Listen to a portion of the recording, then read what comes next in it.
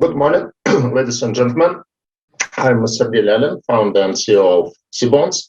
Cbonds for many years, for more than 20 years, provides to our subscribers data on global financial markets. Traditionally, we've been focusing on bonds, but recently added also equity data, ETFs, macro data, etc.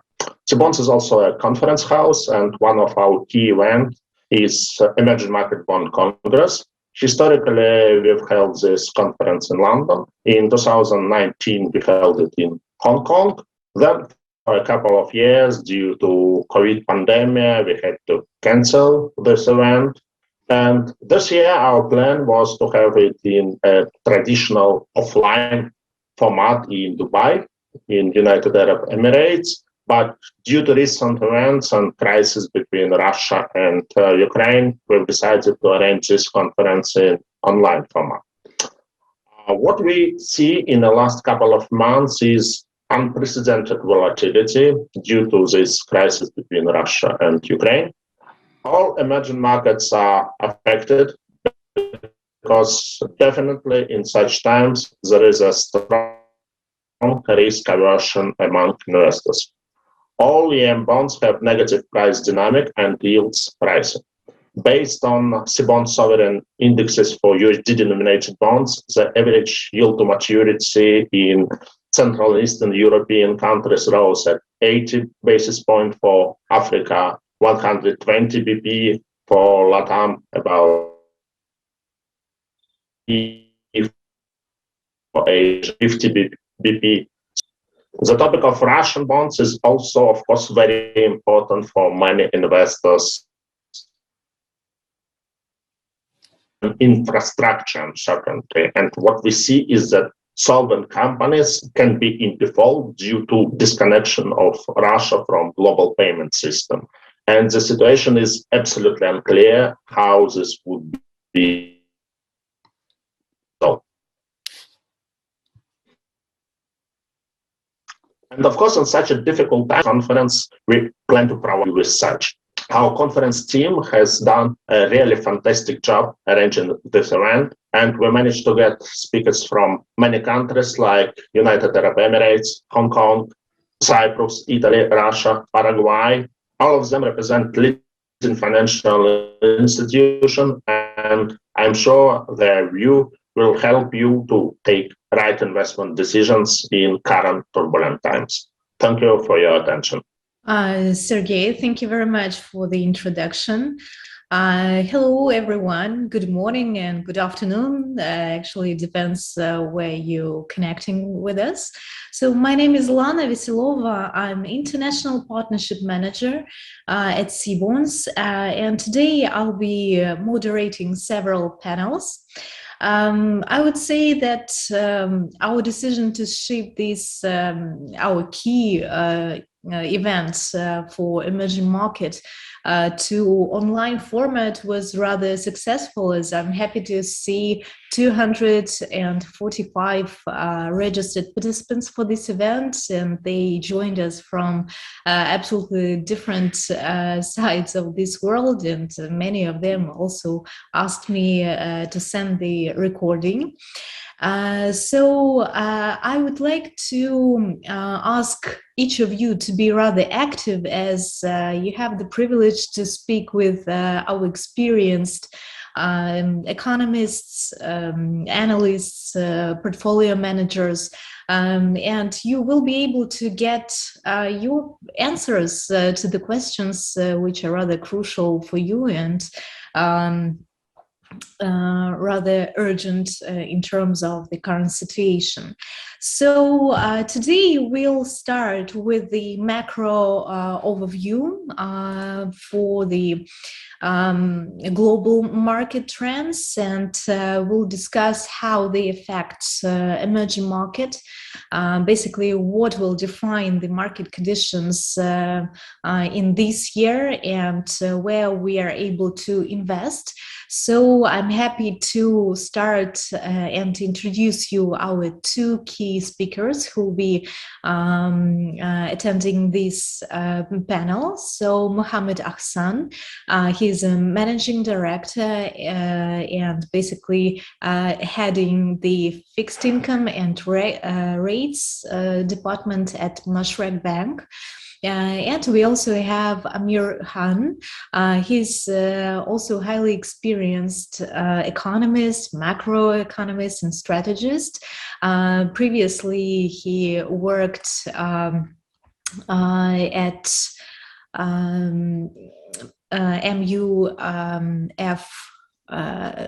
Hold on a second.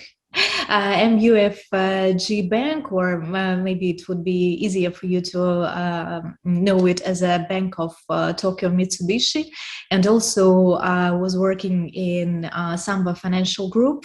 The questions which we'll discuss today would be the outlook for 2022, the performance of macroeconomic indicators such as inflation, interest rates, GDP, and exchange rates. Also, we'll discuss the monetary policy, how it is toughening the conventional and unconventional policies and its impact to emerging market. Let's also find out some investment ideas for them in this year. And of course, we should speak about some macroeconomic and geopolitical risks which could be faced still in this year. Right, then I'm passing the floor to Mohammad. Please feel free to leave your questions in this section with the chat. I'll pick the most interesting one, and at the end of our discussion, we'll discuss your questions as well. Okay, Mohammad, thank you very much for making it today. How are you? Good morning, everyone. Lana, thank you very much. Thanks for having me here on the panel, and I'm looking forward to hopefully some very relevant and compelling questions given the environment we are in. And I think as you introduced the idea, I mean, I'm going to take you through some slides. The idea is to just take you through some slides quickly and set what we call the table for discussion in terms of the outlook on growth, inflation, and monetary policy, and what we feel are the challenges and some of the opportunities that we, being in emerging markets, face, especially on the fixed income space. So I will quickly share my screen and then take you through the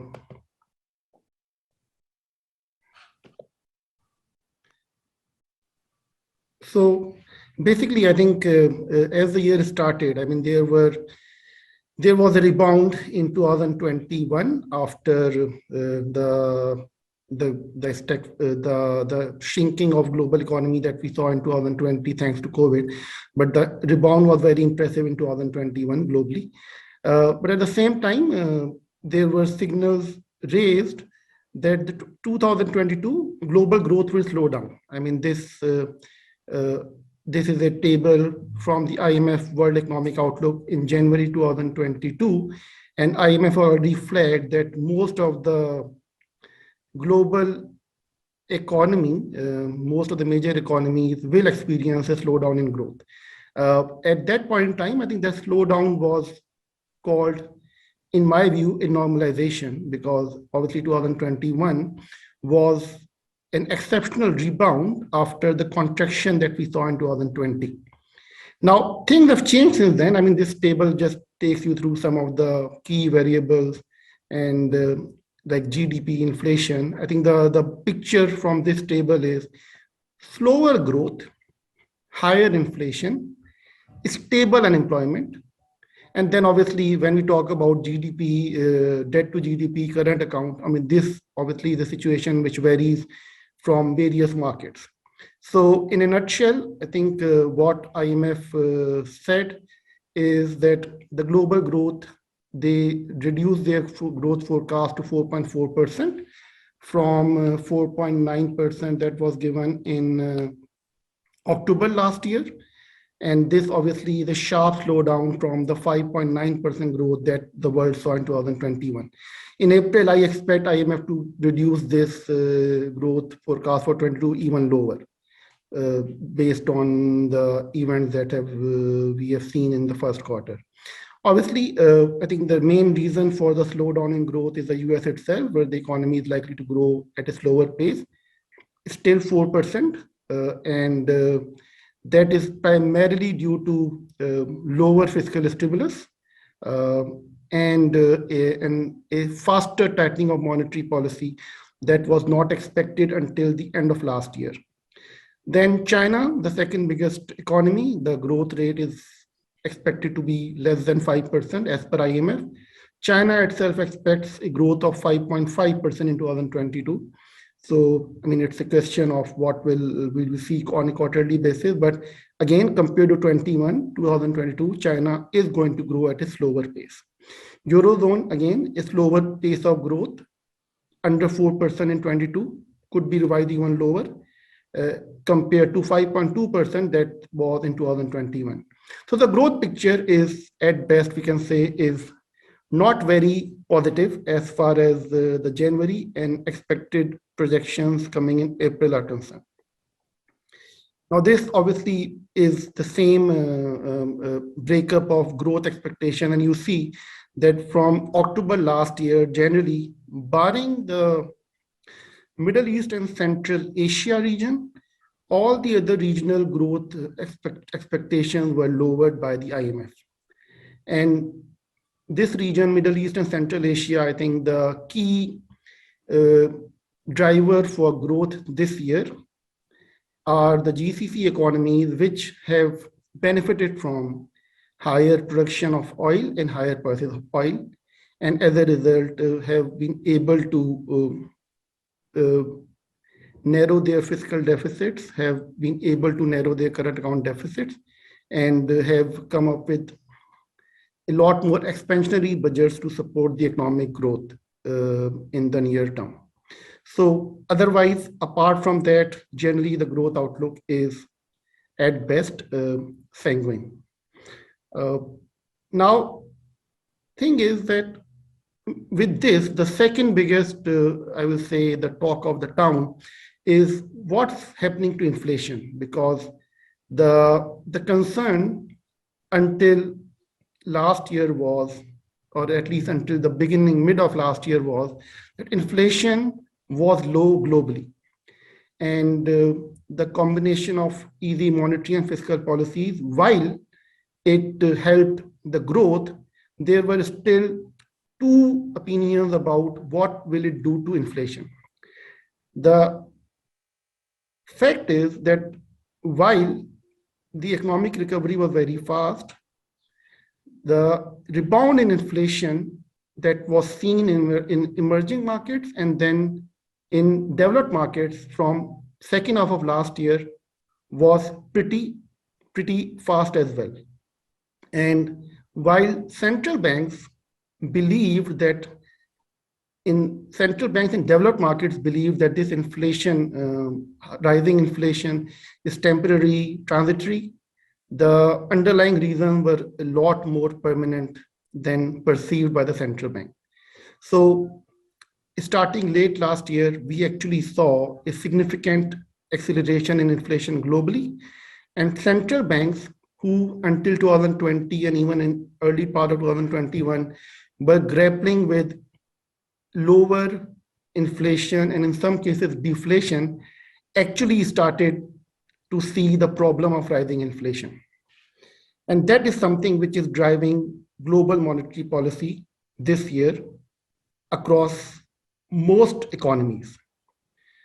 And as we see that compared to 2021, if you look at the inflation projections, these are consensus inflation projections from Bloomberg.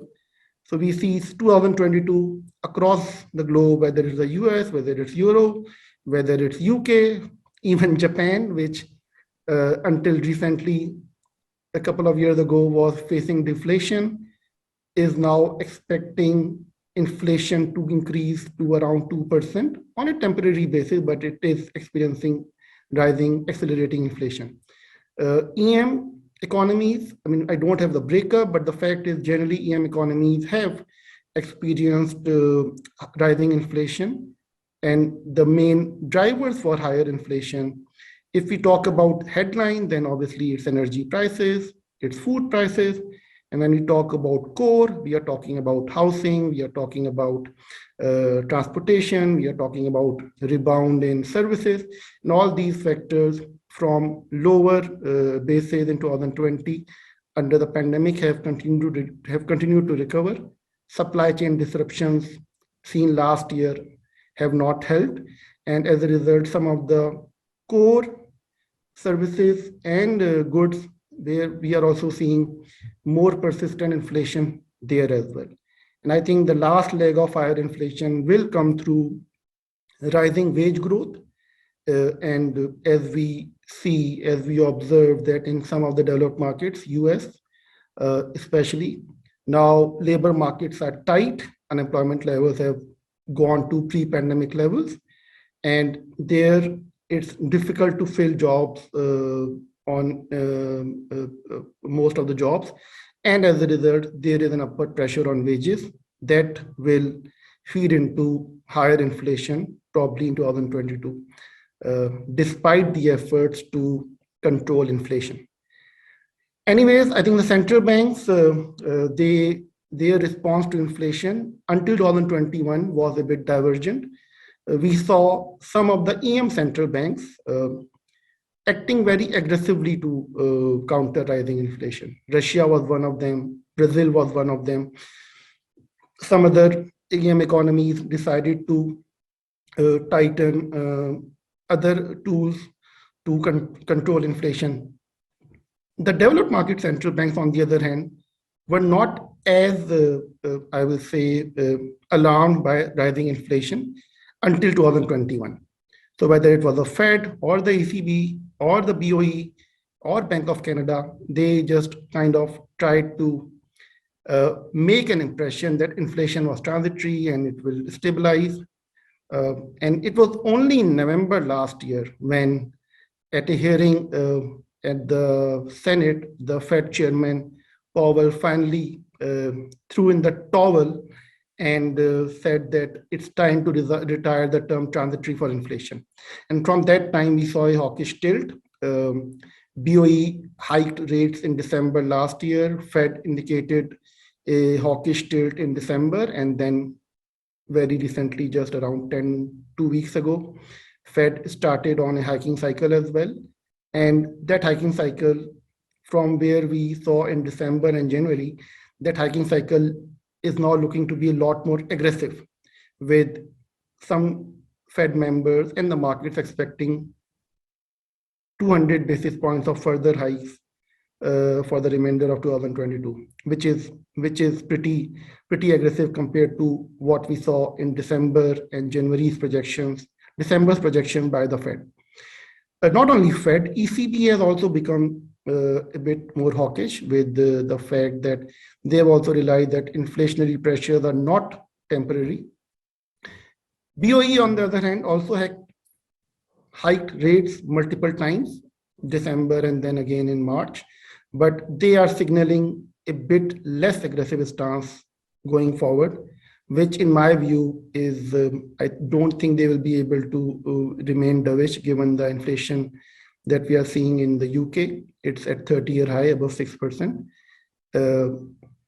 So generally, the developed market central banks have also woken up to inflationary concerns and are on a policy tightening.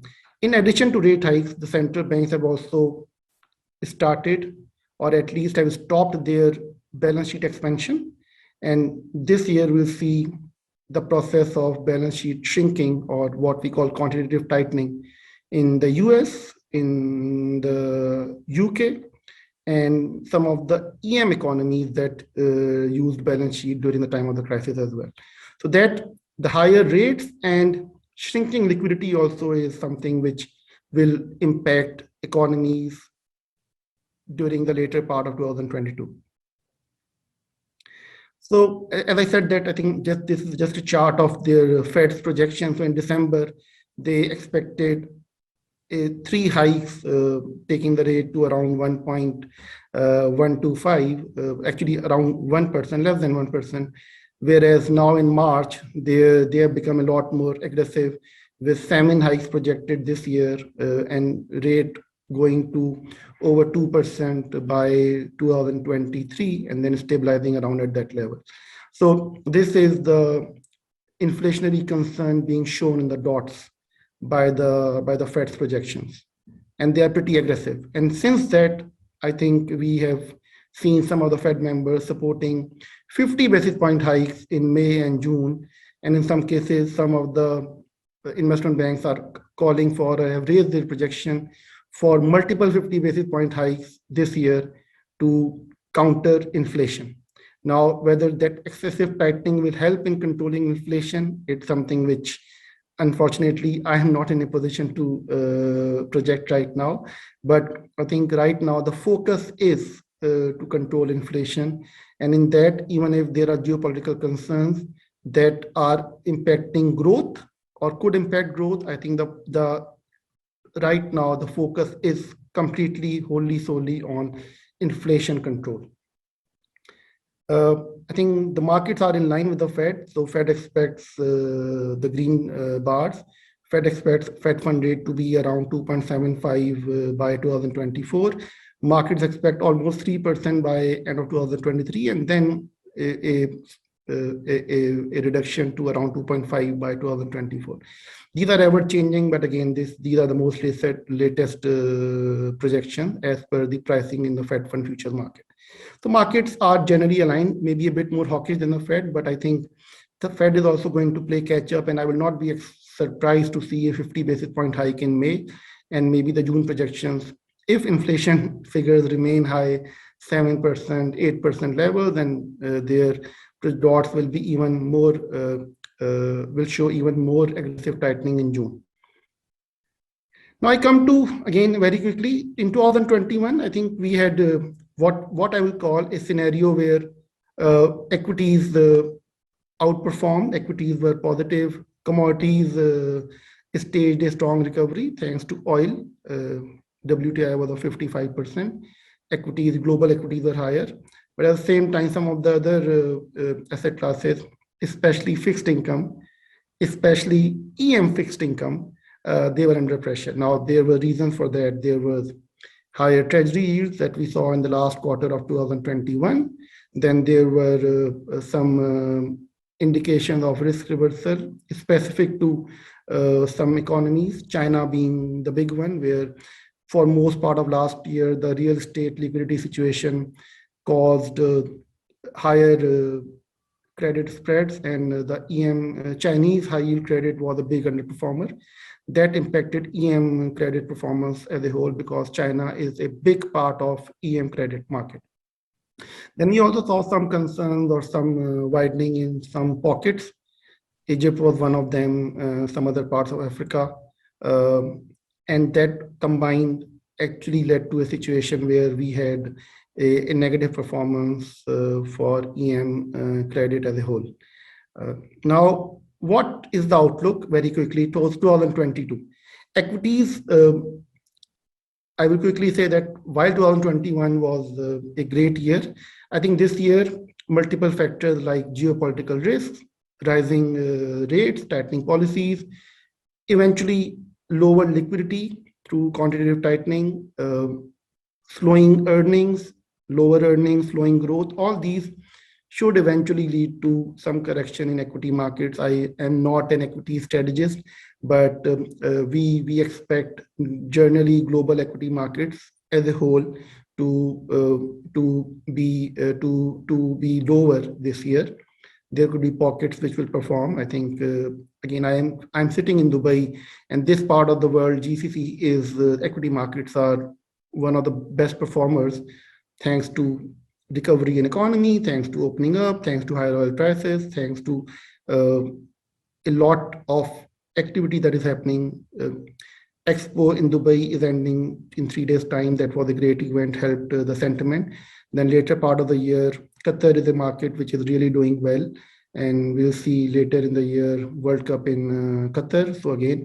So these are the positive sentiments which are helping the GCC markets. The geopolitical risk, again, is something which maybe when we started the year was not properly priced in, but it is slowly creeping in. And while we have not seen a sell-off, even equity markets in US and Europe, they have recovered from some of the lows that were seen earlier. But I think geopolitical risk is something which will get properly priced. This is my assumption. And once it gets properly priced, I think it will lead to lower equity valuations in the coming for the remaining part of the year. What do you expect on sovereign yields? I think after some people say that a 40-year long bull market in global bonds is now over, and hawkish monetary policy, tightening liquidity, inflationary concerns, these are all the factors which are putting pressure on sovereign yields. We have seen, I think, the significant indicator that I track is the negative yielding debt, which point in time last year was around $17 trillion of negative yielding debt, has now fallen to around $3 trillion, and it keeps on falling. With Japanese yields becoming positive, right now still there are some negative yielding Japanese bonds in the short term. Swiss bonds are still negative. During this year, we probably will see that negative yielding debt probably becoming negligible.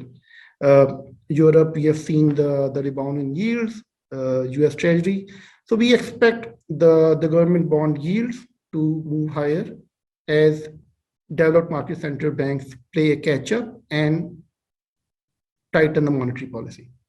Now, there is obviously a debate about, with this tightening, there is curve inversion that we see especially in the US. And again, this historically has been termed as an indicator for recession. Again, too early to take a call, but my view at this point in time is that curve inversion is an outcome of a rapidly tightening policy and not a recession warning as far as the economic signs are concerned. US economy and some other parts of the global economy are likely to grow at a slower pace, but it's not that they are going to contract in the coming year.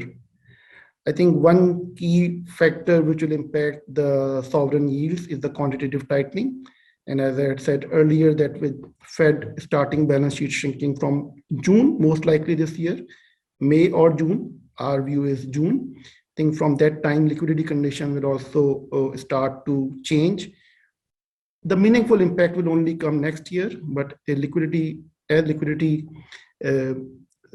decreases, I am not going to use the word dries up because there is so much liquidity in the global markets that a quantitative tightening of a few $1 trillion is not going to have a huge impact in the short term. So that quantitative tightening will have impact liquidity conditions, which will push yields even higher. I think talk of town is commodities, and from last year we saw a rebound in commodities, base metals, and energy.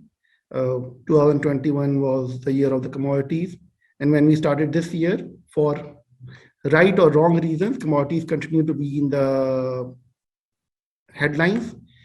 Oil prices have rallied, they have become very volatile in the quarter.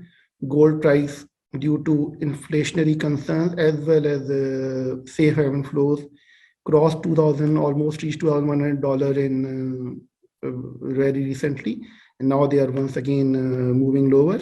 Crude oil prices, due to combination of geopolitical risk, due to demand, due to the supply side discipline that has been maintained by OPEC+ members, these are all the factors which are helping to keep crude oil prices at elevated levels.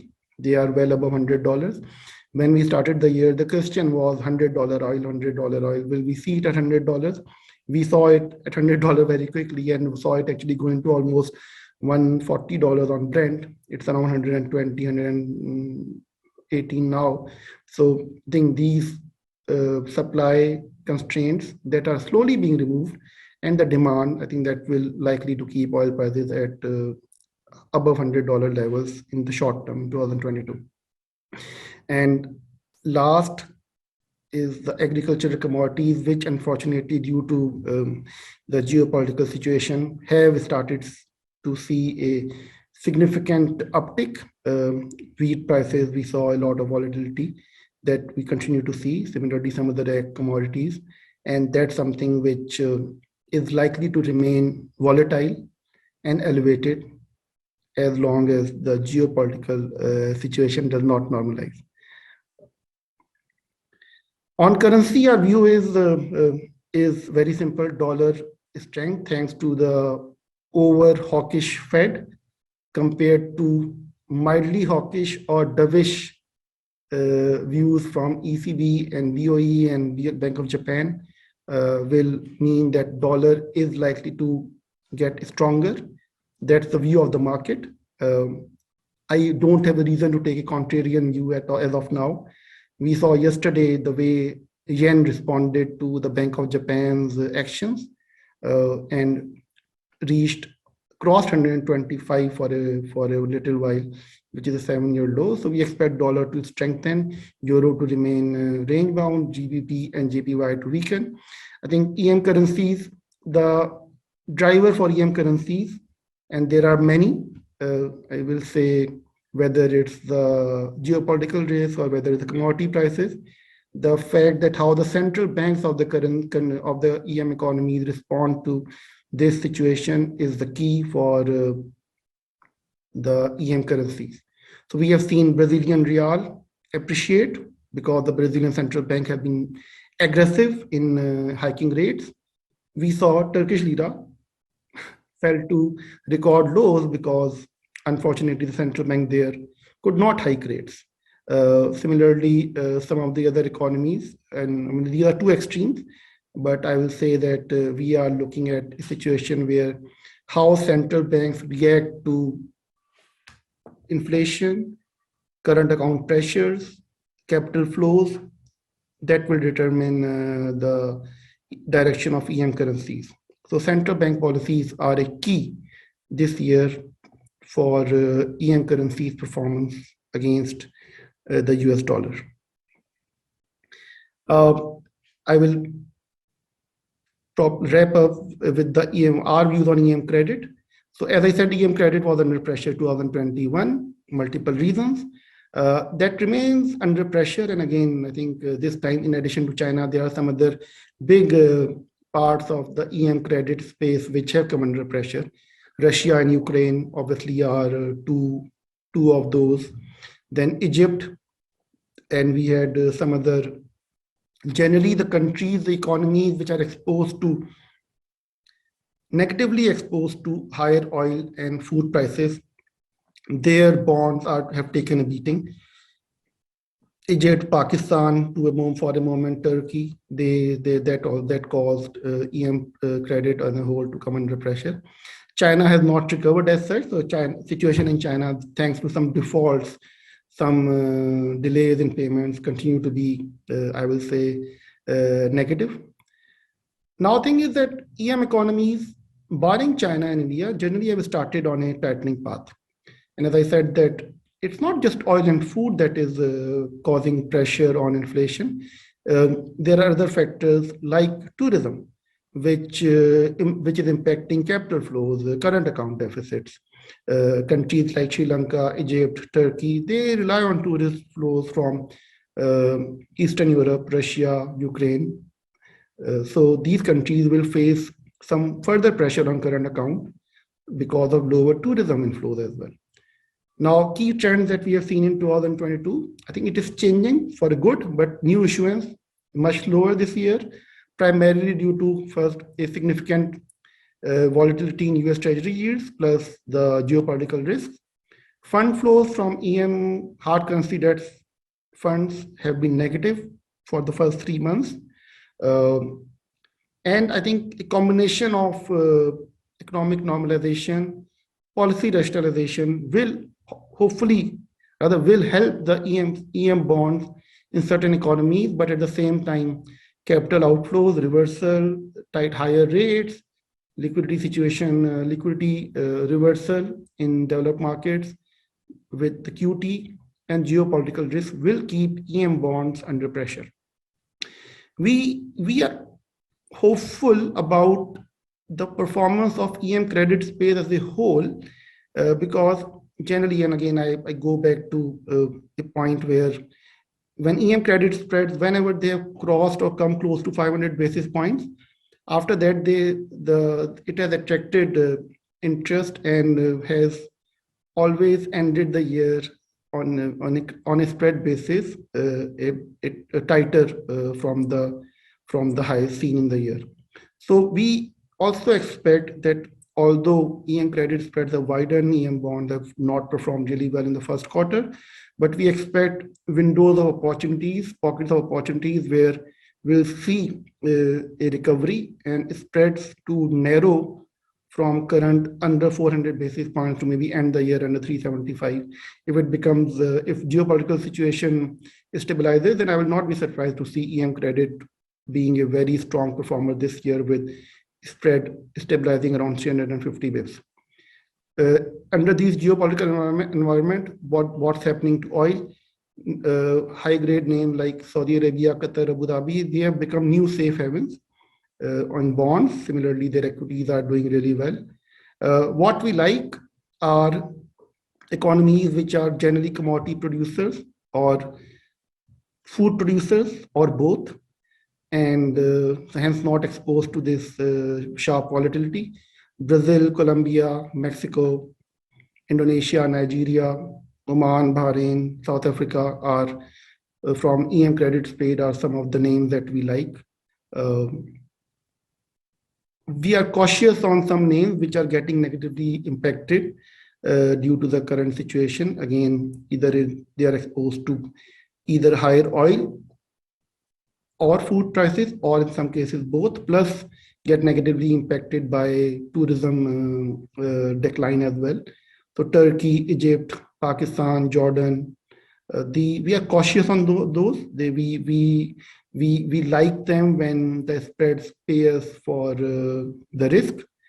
If they tighten too much, then we probably will become further cautious on them. But as of now, these are not off our radar. We are keeping an eye on these names and suggest internally also that whenever there are opportunities, we pick those names.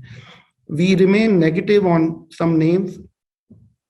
Ghana, Sri Lanka, Tunisia are top 3 negatives. We believe that all these 3 names, they are facing a situation where their economic situation is precarious. They face unsustainable level of debt, and without the IMF support and some form of restructuring, it will be difficult for these names to remain current and meet their obligations.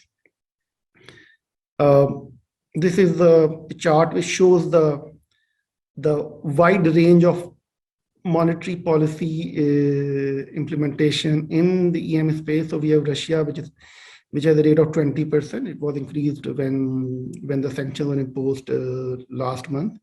And then we have Turkey, which has cut down and is around 14%, very high negative real rate there. Brazil, as I said, very aggressive. Nigeria is above 10%, is benefiting from higher oil prices. Egypt recently increased interest rates, also impacted also changed the EGP rate, because Egypt, being a country, is significantly exposed to higher food prices.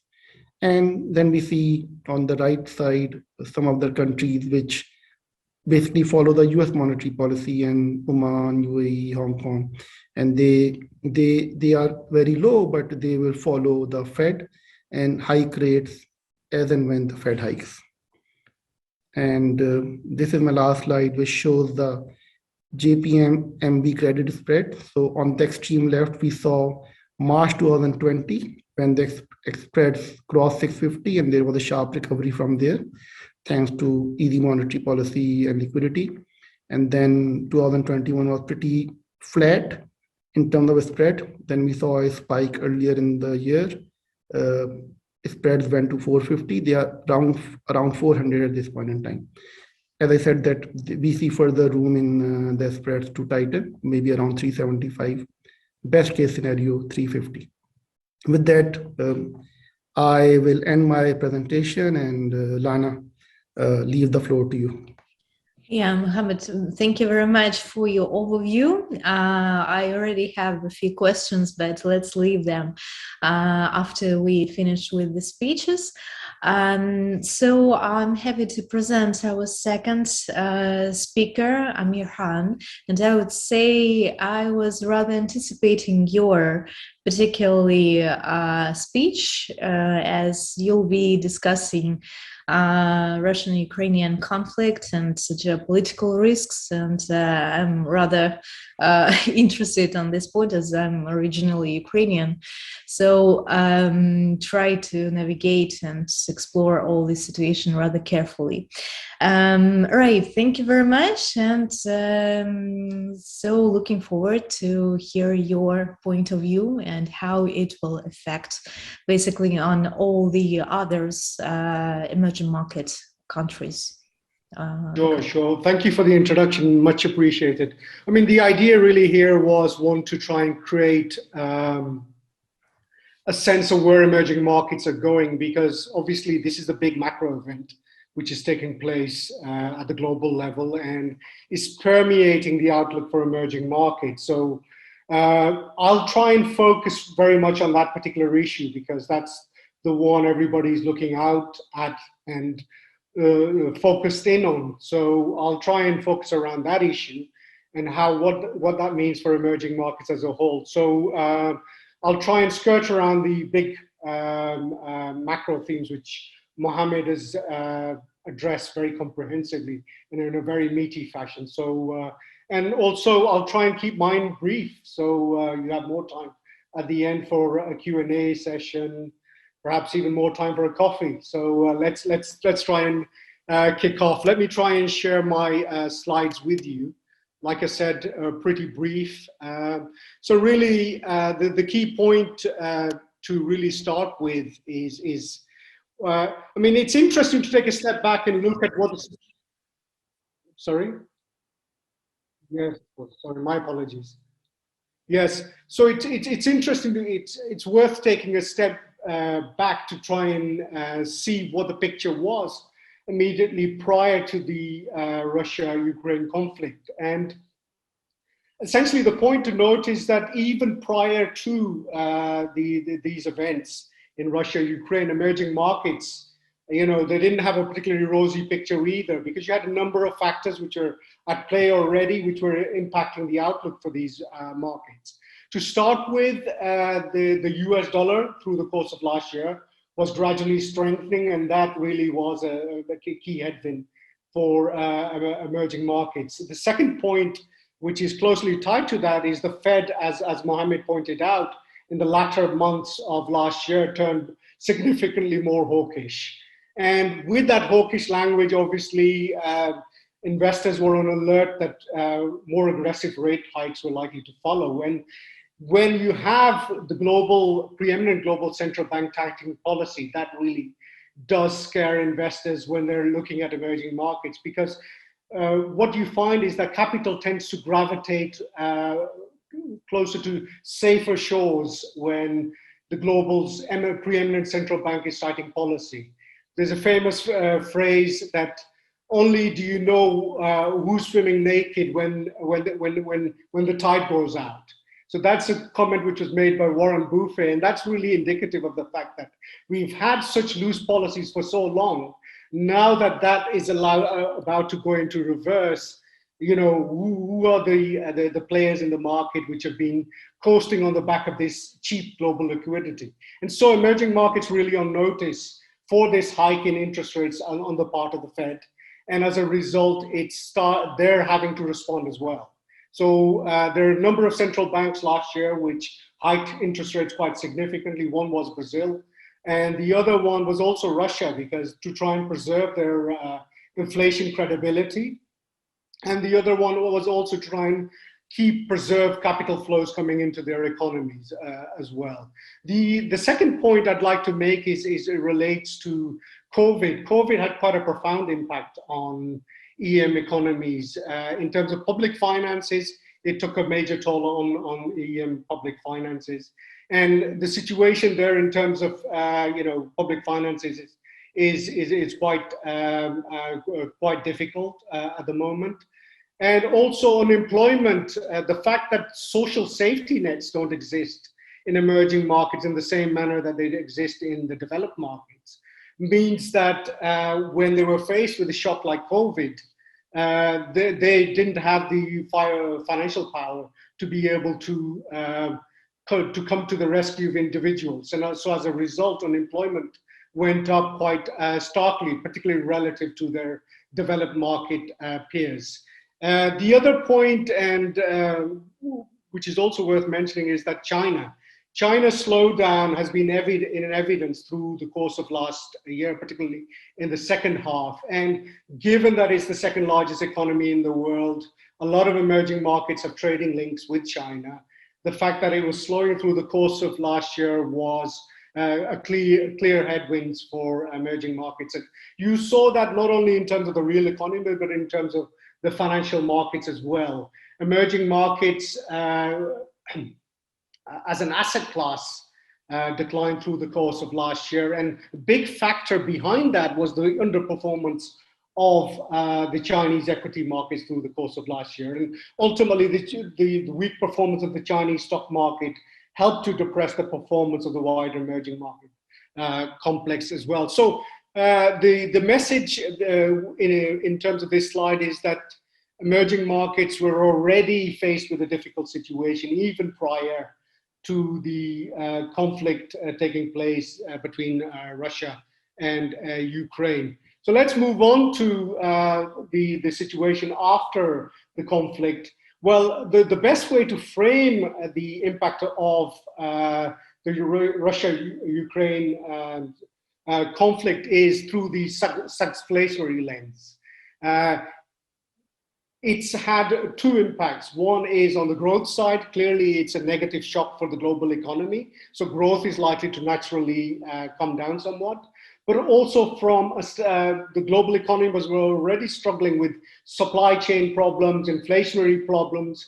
And this shock will add an extra layer of in terms of that. So you have a growth and inflationary shock to the system at the same time. So this is why this term stagflation is quite important in this particular context. So there are essentially three channels through which this will play out.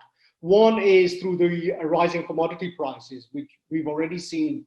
Oil prices have risen quite sharply since the conflict had started, up by something like 20 to 25% since the invasion of Ukraine. And not only is it oil, but also metal prices are also rising very sharply. Soft commodity prices, which are very significant in the context of emerging markets, are rising sharply, to the extent that some of these problems will create political problems in certain emerging market economies. And it's also creating memories back to the Arab Spring event, when food prices rose sharply, and as a result, there were a lot of political movements which took place in North African and Middle Eastern countries. And this is something which is in danger of being repeated again. And this is one reason perhaps why, in the case of Egypt, it's now looking for another package from the IMF in terms of being able to put together some subsidy programs which would help the most vulnerable sections of society. And I would expect that this might also play out in some of the other emerging market economies as well. The second channel through which this could work is through trade. The imposition of sanctions on Russia is clearly a negative for global trade. And for export-oriented emerging market economies, that will really be a big hit for them. So, and finally, in terms of the final channel, confidence and financial markets are another channel through which this will work its way through. Mohammad rightly mentioned the widening credit spreads a lot of emerging markets are faced with. But also, if you look at the equity markets, there's a sharply higher volatility in the equity markets as well. And so they're having to deal with more volatile markets, but in addition to that, geopolitical tensions are feeding through into that. And finally, there's also fears of default, particularly on the part of Russia, given that the payment system is now, in some cases, blocked to Russian entities to be able to transact through. So that even if they have the desire and the capacity to be able to pay their debts, the fact that these channels are now increasingly close to them will pose additional challenges. So every time there is a debt payment or coupon payments which are due, investors are looking at very closely whether those payments are ultimately made. And if they're made, are they made on time? So that's something which will likely to continue going forward. And it could perhaps tarnish the outlook for other emerging market economies as well. So let's move on to the next slide. In terms of key things that we need to look out for going forward, because the market has become very noisy, so we need some guideposts in terms of what to watch out for going forward. One thing to watch out for clearly will be the duration of the conflict. If we find that the conflict doesn't last much longer than the next couple of weeks or months, then the danger is it could become much more protracted, become something similar to what we've seen in the Middle Eastern conflicts, where it becomes protracted. And that could be something which could be very dangerous for the emerging market complex as a whole, because it will add a whole layer of uncertainty. And also, I think geopolitical risk in that type of scenario will become embedded into the markets as well. And that's something which we need to be mindful of if the conflict continues to drag out. But the hope is that some sort of ceasefire will come into force in due course, especially given the fact that we are in a phase where, behind the scenes at least, negotiations are taking place to try and achieve some sort of a settlement in terms of this conflict. The second point relates to the execution of Fed policy. Now, Fed has become much more vigilant about inflation. After a period of saying that inflation is very much transitory, they've realized that they have fallen behind the curve and that they need to catch up. So they're really ultimately in a catch-up mode at the moment. So if they do execute on some of the dots which Mohammad was talking about, then I think that will really put the cat amongst the pigeons in terms of the outlook for emerging markets. If they hike as aggressively as 7-8 times through the course of this year, I think that will certainly create a tar for emerging markets and make the visibility for emerging markets much more difficult from a financial market standpoint. Finally, the issue of China's response in terms of the slowdown in the economy, there is also very significant. We've had the property slowdown in the country, which has been very significant and which is undermine the prospect of that particular sector. The real estate sector accounts for something like a third of the economy.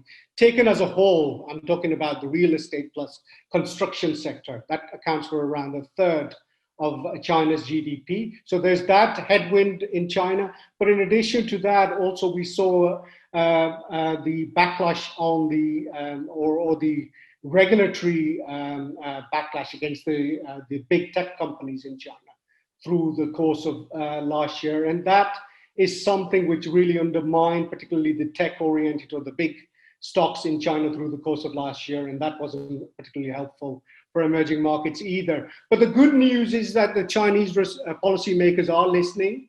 They're the only policymakers, I would say, at this moment in time, which are in easing bias, whereas the rest of the world is very much in a tightening bias at the moment, concerned about inflation, what's going to happen to supply chains, etc.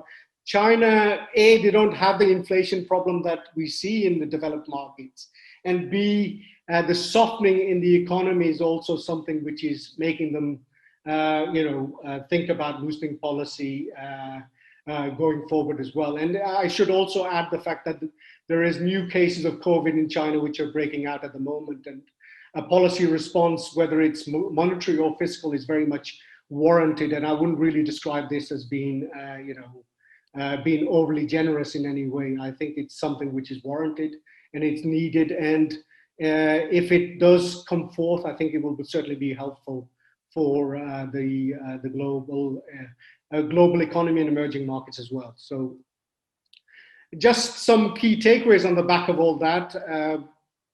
I've highlighted three in the slide. Clearly, global growth will slow on the back of this Ukraine-Russia conflict. It's a confidence shock, a stagflationary shock to the global economy, and in that environment, it's natural for global growth to come off from the artificially high levels that we saw during the course of last year. But the key point to highlight is that some markets will weather this storm better than others. And in this sense, in my mind at least, the US is much better placed than in the case of Europe if you compare the two big trading blocs. And primarily because US is more self-sufficient in terms of commodities. They're not as reliant on external commodity sources, such as Europe is.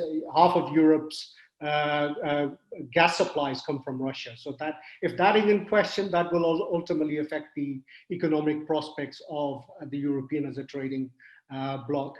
And if we look at within the emerging market complex, the APAC emerging markets are in a much better position in my mind than those in Central and Eastern Europe, because they're much more closer to the conflict itself, and through trade channels, through financial channels, they're likely to be more impacted by this particular conflict, in my mind at least.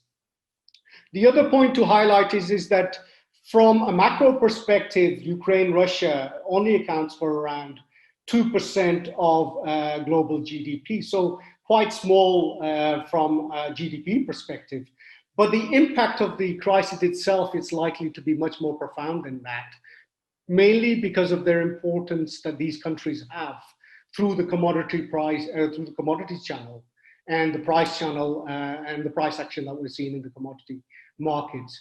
But having said that, I know this sounds all very doom and gloom, but the reality is there will be some winners and losers out of this. And when you look at the winners, I think you really need to look at the MENA region in particular.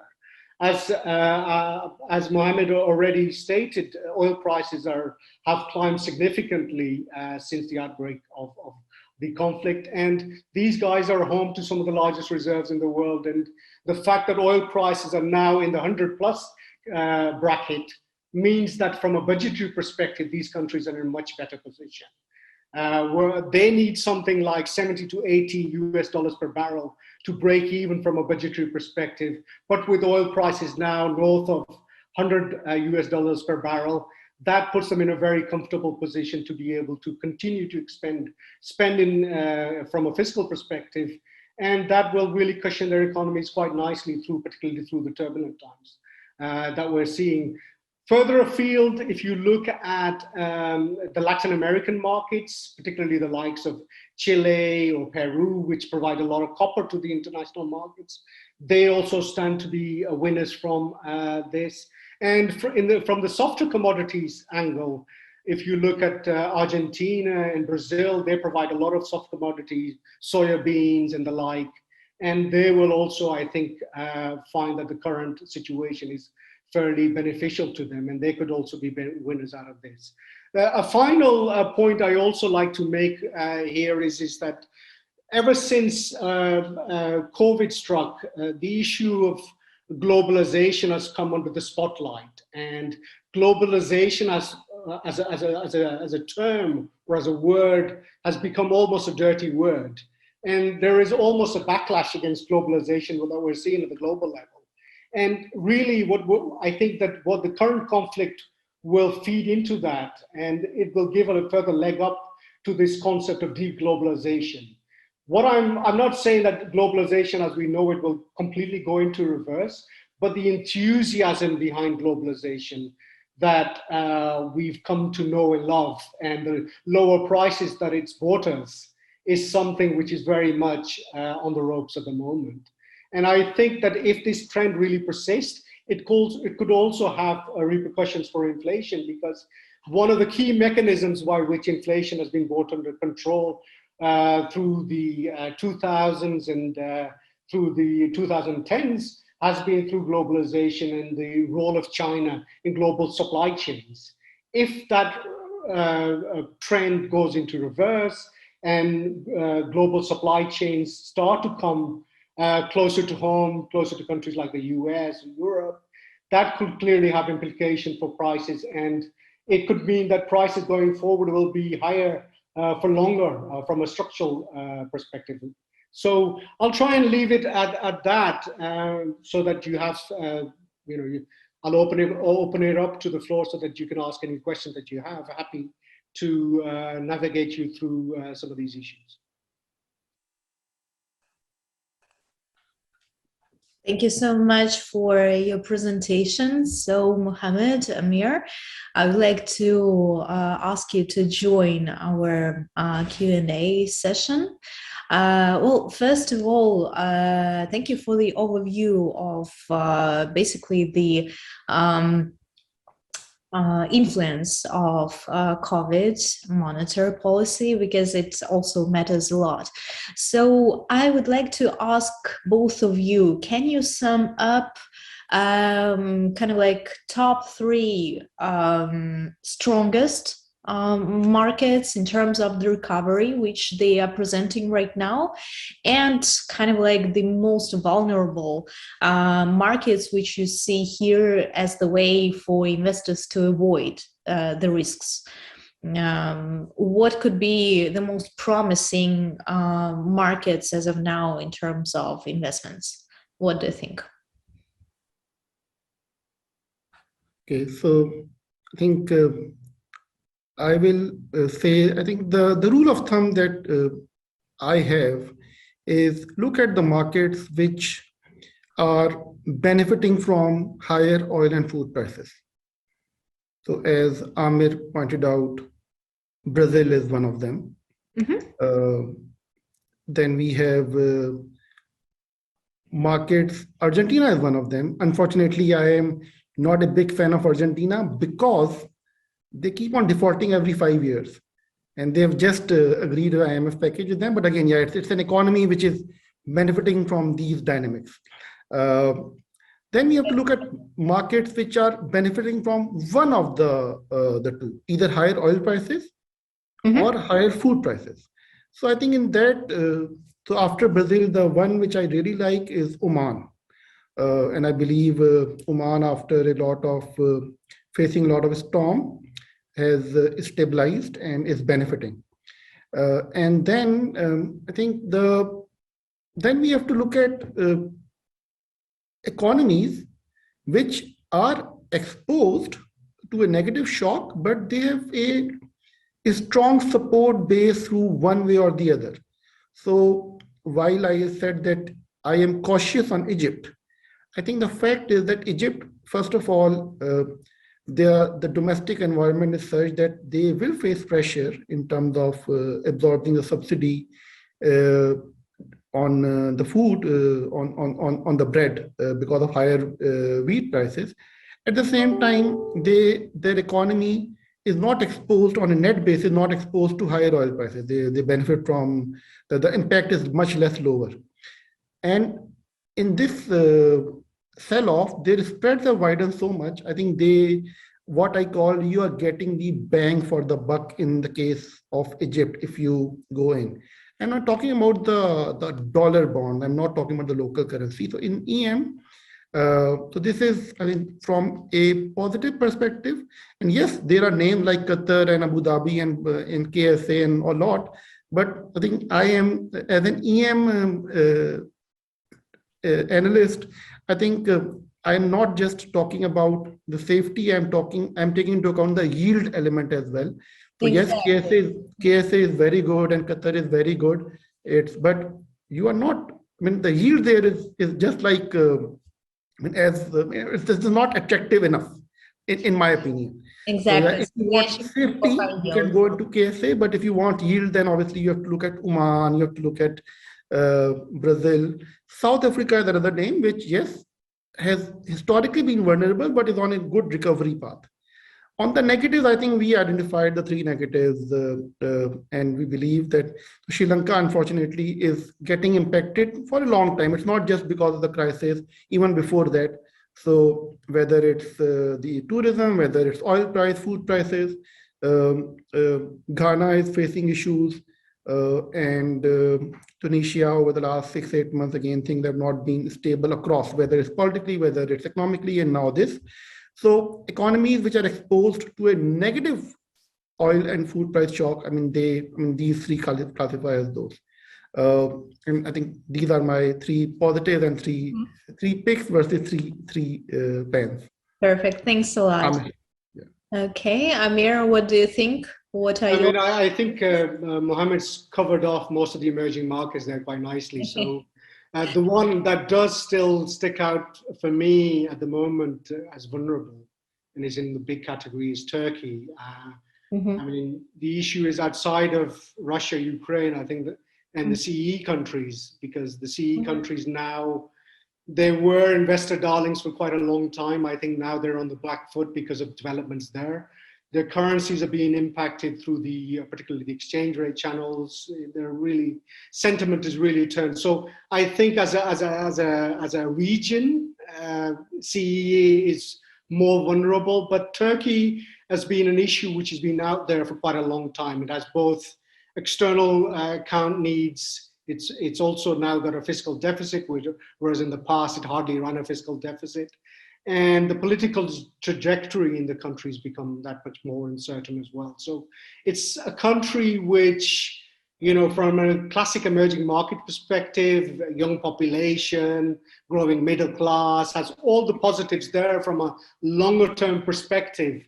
But the political trajectory of the country, whether Erdogan will ultimately get elected at the next round of elections, and also the fact that we're in a hiking cycle at the global level, that will really make it more vulnerable in the eyes of investors. And I think any investor that really goes into Turkey at this moment in time, needs a very thick skin. I would really, if I was one, I would probably try and skirt around it. But I think in the developed markets, where I think that's where perhaps some commentary is also warranted here, is that as a result of what you're seeing in terms of this conflict, I think Europe is in much more difficult position at the moment because of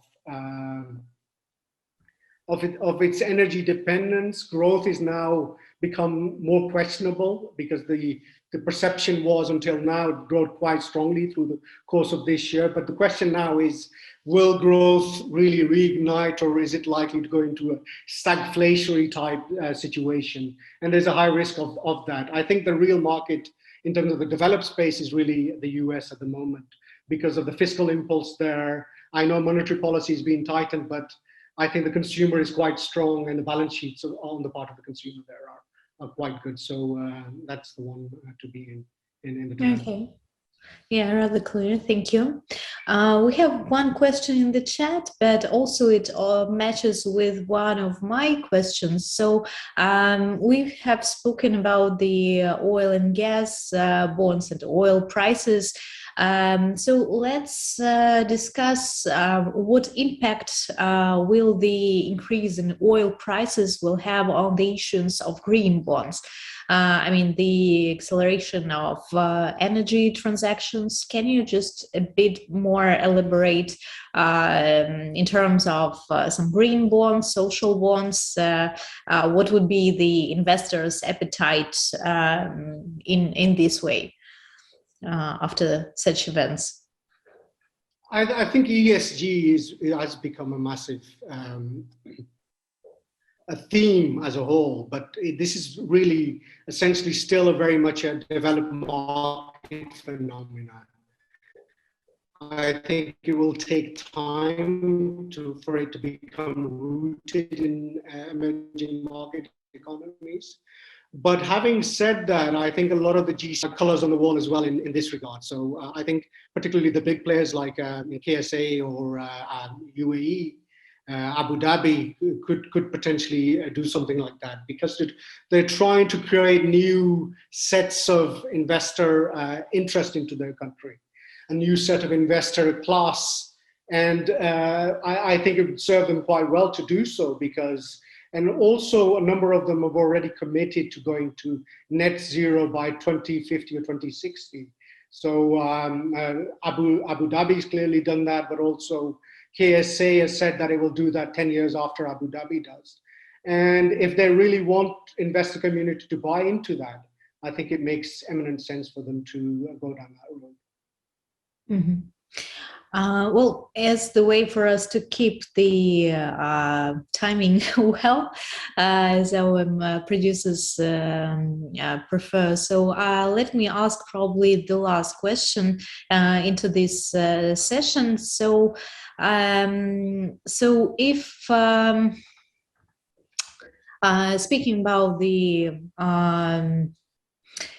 demand in gas exporters, so should we expect the increase in demand for bonds and international bonds of developing countries, which are oil and gas exporters, and they are not under sanctions? So are the current circumstances for countries, for example, like Mexico, we mentioned, they perceive such situation as the crisis or the time for the opportunities?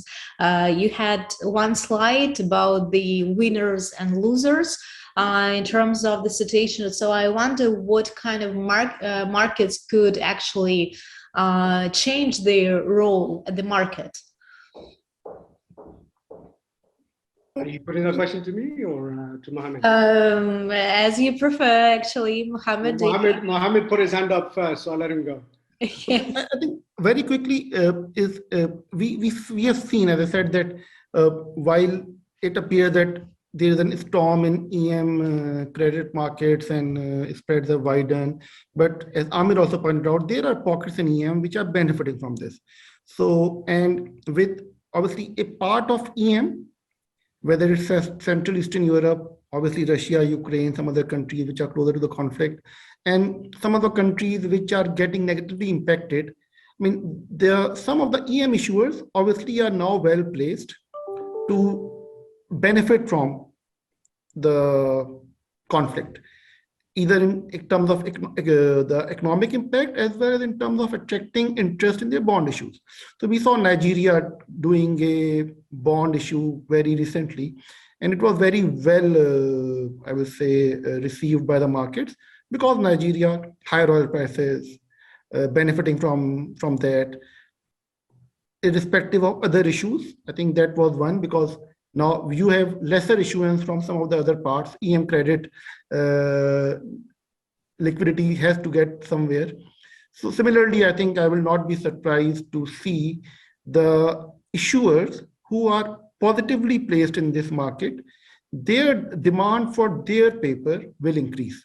And given that overall issuance is low, so some of the countries are, due to the wider spreads, are not in a position to come and tap the market as of now. So some of the EM countries which are not getting impacted negatively, for them this is the time to come and do the bond issuance. And we have seen that Nigeria did that. Just yesterday, Emirate of Sharjah did a Sukuk issue. And I think that will be the case, and these rising interest rates in the US, capital reversals, all will happen. But there is a window for those issuers who are not getting hammered in the crisis. Let's put it this way. So while Egypt cannot come and do a bond issue right now, Nigeria can, Oman can. Now, will they come and do a big issues? If they need, they will. But again, at the same time, higher oil prices are helping them fiscally as well. Current account deficit position is improving. So I think supply will be limited, but I think it's a window of opportunity for such issuers. And they will get a good response from the market. Yeah, I think so as well. Thank you so much, Amir. Can you share your opinion? Well, I think I'd very much concur with Mohammad on that. It's all about not being in the eye of the storm. If you're away from the eye of the storm, clearly you're in a much better position to be able to do that. And depending on your, hit the ground trees, which are perhaps caught up in a more difficult geopolitical situation. Okay, thank you so much both for very interesting insights for all the markets, and happy to see you next time on our next events. We make them rather targeted on some markets, so it would be curious for us to have you as a speaker on our next conferences. Well, let's hope it's face-to-face next time. Exactly. Well, I wish really I had all my things packed, but unfortunately. Okay, thank you so much. So now for our participants, I would like to announce a little break. It will be, sorry, I took 5 minutes of your time. So it will be 25 minutes, and then we'll start with the next panel. It will be EM investments, asset allocations, and we'll discuss some ideas and strategies. It will be rather diversified overview, as we'll cover absolutely different markets, starting from MENA region. Then we'll discuss Sub-Saharan Africa. We'll cover also Latin American market, and we'll speak about the Asian market as well for Panda bonds. Thank you so much. Then enjoy your coffee or tea as you prefer, and see you shortly. Thank you.